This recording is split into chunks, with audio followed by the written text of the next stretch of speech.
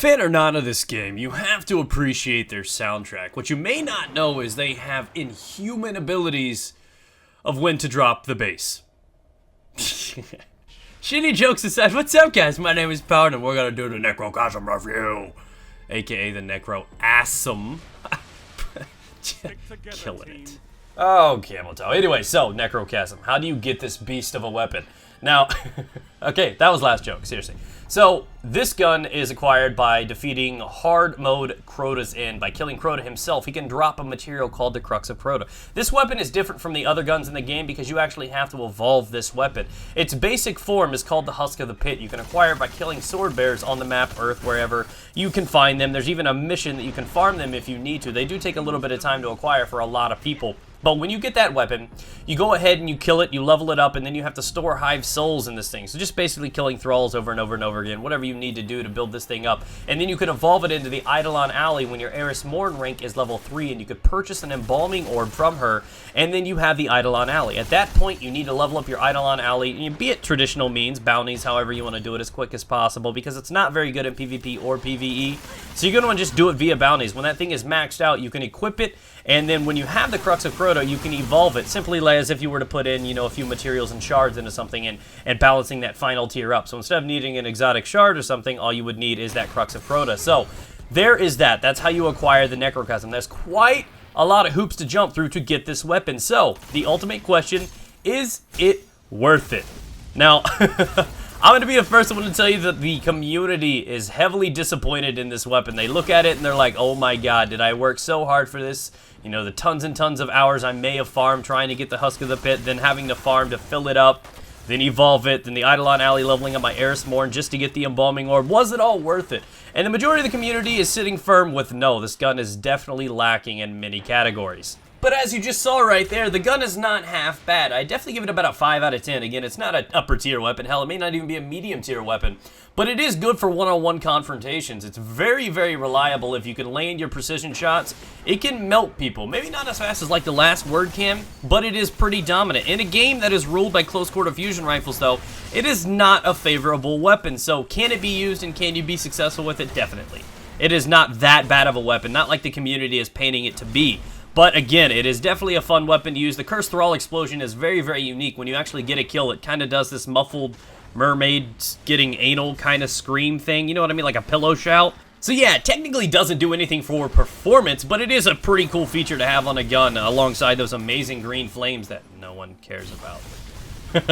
So, let's see what it's working with. It's got Cascade. Melee kills increase the reload speed for a short time. It's arc damage primary auto rifle. I'd say skip the first two and you have to go with aggressive ballistics if you want any sort of damage out of this thing. Curse Bringer. Precision kills frequently trigger a Cursed Thrall explosion. Single point sling, Flared Magwell, meh. But generally, you're going to want to go with the fitted stock. The stability counters that aggressive ballistics at the start. Rangefinder. Aiming this weapon increases its effective range. Now, this gun is not half bad in medium range. I'm not going to lie to you, though. Again, without those precision hits, without a veteran player using this weapon, medium range is a no-no territory for it. So my general verdict of this thing is it needs to get a buff, and I don't know exactly how you want to do it. I need to think that the basic start of this is going to have to be an ammunition increase. It needs to have a larger mag capacity. 42 shots is not enough for this thing. You have no room for air. If you miss a couple shots, you're going to be hurting. It's extremely difficult to ever pack on more than 1 or 2 kills. It's super challenging in that aspect. And again, like I said, you have to find the right mesh and mold for this gun. You have to find what works. I generally prefer Hunter. That way, if I get a kill and I put a little bit of damage in, at least I can follow up with a throwing knife or something along the lines of that. You need to get close quarters with this thing, and again, you need to pack and come equipped for it. You're going to want something to complement this weapon. A shotgun on the hip is going to be great because it does generally only kill 1 person per mag. The reload speed is not half bad. So unless you're killing a guy and then manage to finish him off with a melee, that way you can reload faster, this gun does have its drawbacks. The Cursed Thrall explosion is pretty awesome, but again, the damage is lacking too. For that ability to trigger and to be like extremely valuable, I feel it needs to have a much heavier hit for it. That AoE blast is cool and all, but I've seen people stand next to them literally and only lose half a shield. So yeah, not that cool. Flashy, sounds awesome, great and all, but again, that's something they can do. Now, the difficulty with trying to buff this weapon into where it should be is for the, I guess, the hardest weapon in the game to actually get. I feel it needs to have a buff, but it's going to be tricky on trying to, in fact, get that buff the way you want it. And because it steps on that territory of it being a high rate of fire, low impact weapon, if they buff the impact too much, it could be too strong. So what can they do to do this? Now, honestly, I feel, though, one of the best ways, one of the safest ways, or at least just the way to start would, in fact, be that ammunition increase, but maybe just a slight impact boost. I feel like this thing should maybe do maybe 17, 18 damage per precision hit, and maybe around 14 or so for a base body damage one. So I don't know how I feel about this gun. I know a lot of the community thinks this gun is like the worst gun in the world, and for the gun that is the hardest to acquire, I feel it does need a considerable buff, and I don't think it needs to be the best gun in the game, but I feel like it needs to be up there with the best contenders, with your regimes and your Vex Mythic class and all your other guns that you need to rely on. This gun is definitely lacking, and it's not that valuable in PvE. I think they were trying to add this unique ability to it, because as far as we know, at least as far as I know, I think scout rifles, sniper rifles, and hand cannons are the only ones available to have those explosion effects. So I think they were trying to add something really, really cool to having an auto rifle that has that benefit.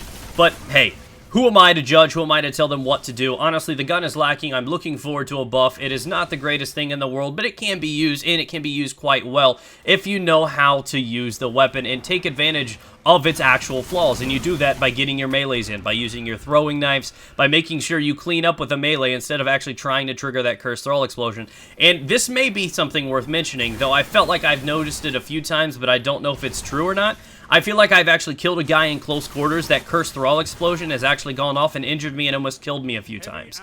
So I don't know if that's good. I mean, if it dangers yourself, it's kind of weird, but hey, that's where I feel with this weapon. I think the weapon's good, but it's not the greatest thing in the world. It's fun to use, just like the No Land Beyond and maybe the Fourth Horseman. Again, they are lacking, and this is 4 strikes for them with the Dark Below DLC. All 4 of their weapons are lacking heavily compared to the other ones in the category. Thank you guys for your time. If you enjoyed the video, be sure to hit the like button. I'm looking forward to put up another video for you guys tomorrow, and leave a comment about what gun you would like to see reviewed next. Stay moist, ladies and gentlemen. Let's all rejoice in the fact it's got green fucking flames. Oh, it's the best ever.